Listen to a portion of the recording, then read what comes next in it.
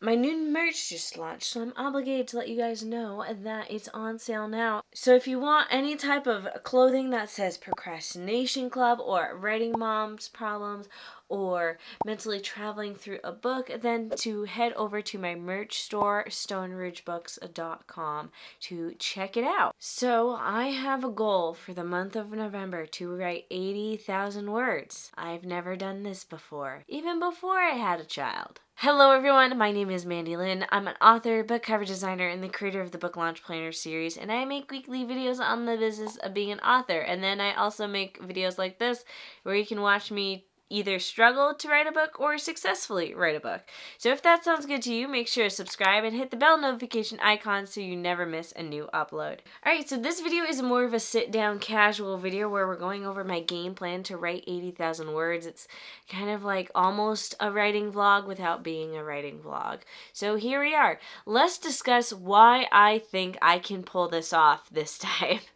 So right now, as a full-time stay-at-home mom and also someone who is a business owner who works on her business during nap time, I actually have a lot less on my plate now than I used to. So I used to work with clients full-time. That was the big bulk of my income, and ever since I had my daughter, I've actually stopped working with clients completely. I still get old clients coming in every now and then to get updates on stuff, but I very rarely take in new projects. And along with no longer working with clients, I have also hired someone to edit my YouTube videos, except for my writing vlogs. Those I still edit myself because they're messy. So I have a lot less on my plate, but the things that I do still have on my plate do take up a lot of my time. But I am happy to say I am now 10 months postpartum, and I'm stepping out of my brain fog finally, and I'm also starting to feel a lot more like myself. I struggled a lot with postpartum depression.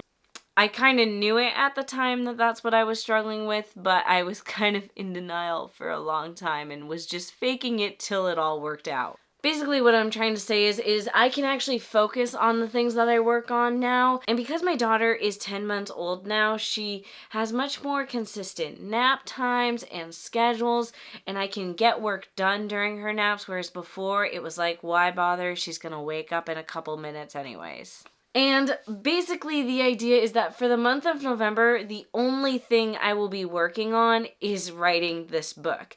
Because as me and my mom friends have discussed, we do better when we're able to hyper focus on something, whether it's just for the day, for the week, or in my case, the entire month. Like literally the only thing I will be working on is writing this book. So obviously I don't have to write an entire 80,000 word novel, and I should mention I want to write 80,000 words because that's how long my novels typically end up at. But if my novel ends up being less than 80,000 words and it's done, I'm not going to force myself to keep writing just to hit a certain word count goal.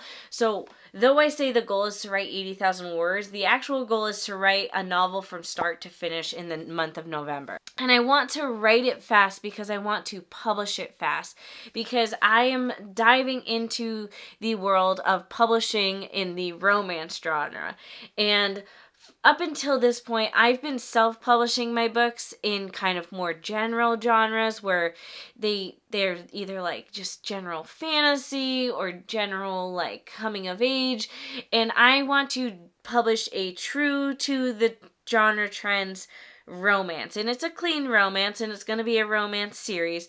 But what I've learned about publishing in romance and also as a consumer of romance books is that readers expect these books to come out quickly. And there's also different expectations in terms of how the book is written, and they're allowed to be cheesy because that's just what us romance readers are here for. So to let you guys in on a little secret, my goal is to publish 2 books a year. That is my long-term goal. I don't think that's going to happen right away, especially when I have a little one in the house.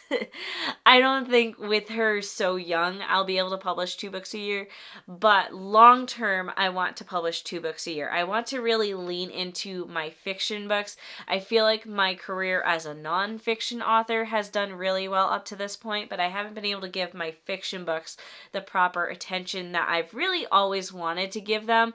But because of YouTube, because of other things in life, my fiction books have always been kind of off to the side, whereas I want to give them my full attention. And I feel like I've worked very hard up until this point to create other income streams that now I actually can give my fiction books their full attention. So let's talk about how I'm preparing to write 80,000 words in 1 month. Because though things like working with clients and editing YouTube videos are off of my plate, there's still a lot of other things that are still on my plate. So I've been removing a lot of things from my to-do list for the month of November. For example, normally I film videos every Tuesday, but since September, basically, I've been, if I can pull it off, filming 2 videos a week instead of 1 video a week. That way when the month of November and potentially even December comes by, I don't have to sit down and film at all, because actually filming a YouTube video takes up an entire nap time. And if I cannot have to film at all in the month of November, that's 4 extra nap times I have to write a book. I've also finished up all of my work with my clients, at least to the best of my knowledge, because like I said, I am done taking new clients, but I still have old clients that I'm working on wrapping up with, and there's still a few here and there, a few stragglers that are not ready to publish their books yet. So like, we haven't designed their cover wraps yet, so I anticipate that they'll be contacting me at some point, but I'm hoping and crossing my fingers it's not in the month of November, and if it is, I'm just gonna have to make it work and design their cover wraps for them as quickly as possible, which truthfully doesn't really take that long. But the big projects I have with old clients from before maternity leave, I've wrapped up with. I've also been working on a ton of other projects behind the scenes and making sure they're done. One of those projects was my merch that has officially launched. Another project is the 2025 writing planner, which has not launched yet, but will actually launch in the month of December.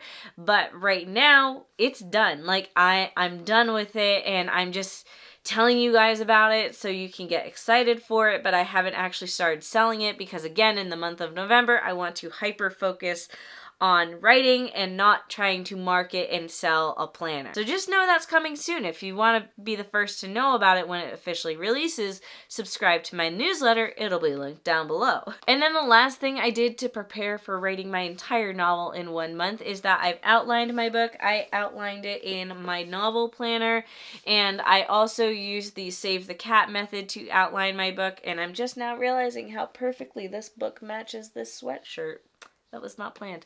Anyways, if you want to learn the novel outlining technique that I do, I created a YouTube video on walking through the Save the Cat Writes a Novel story beats, and that is the story bits that I use to outline my book. And like I said, I also use my novel outline planner. I used it to create my actual outline, to create my character profiles, and fun things like that.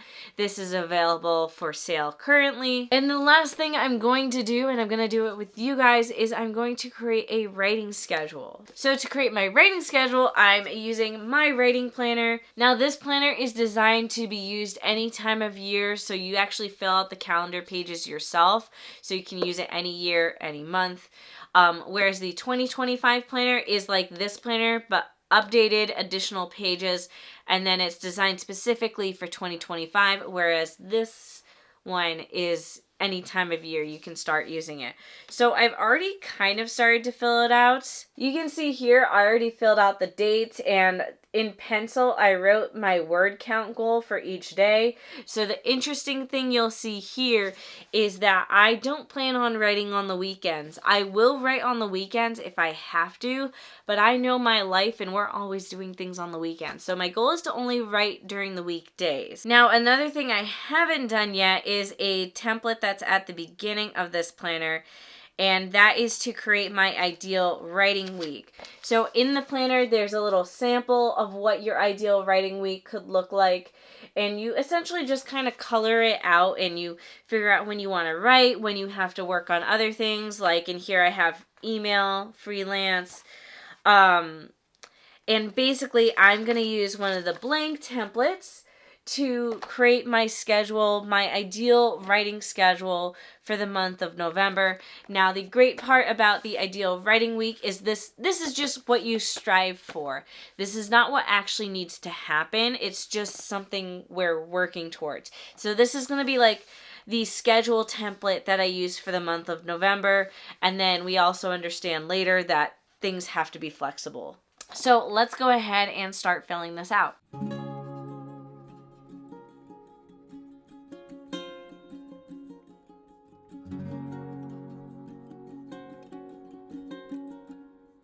Okay, so I made my very quick ideal writing week.